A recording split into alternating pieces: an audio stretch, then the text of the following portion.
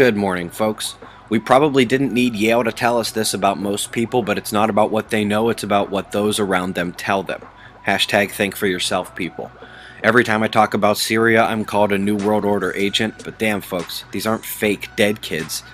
This article details the aftermath of the Permian extinction. Remember, that was most likely caused by methane release, and we have an interesting article on the quantum physics of photosynthesis. Subtropical barrel spinning off the Florida coast here, and right about now, it gets upgraded to an official tropical storm. Landfall has occurred, the damage reports are already coming in. Quakes aren't unusual in this general area, but the specific locale of this quake is normally quiet.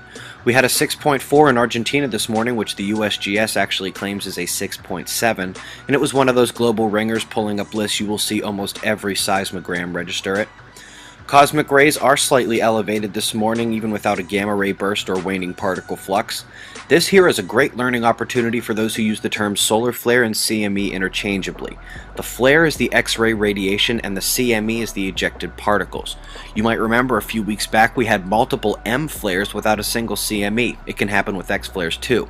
Well, the opposite is true as well, and that's what happened yesterday when a long-duration C flare blasted out a highly relevant CME, possibly the largest I've ever seen from a C flare of this low a magnitude. Forecast track does show a possible glancing blow to Earth in the next 48 hours.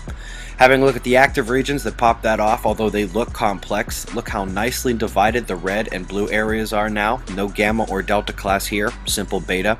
For those who are wondering when the sun goes quadrupolar, which is not a real word by the way, you see the blue spots lead the way on the south and the red leads the rear. The opposite is true on the north. I know that region on the far right looks like it's flipped, but that yellow and red above it is actually part of the same region and does lead the way.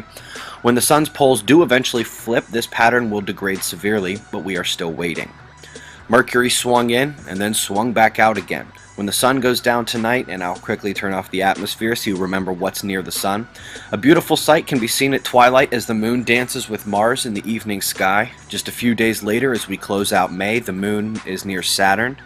Mercury and Venus will have been moving in to conjoin on June 1st, and as Venus creeps in a little bit more, the moon is full, but you won't see it all due to a lunar eclipse one day before Venus crosses right in front of the sun. Here's where you can see it. That's the news, folks. Be safe.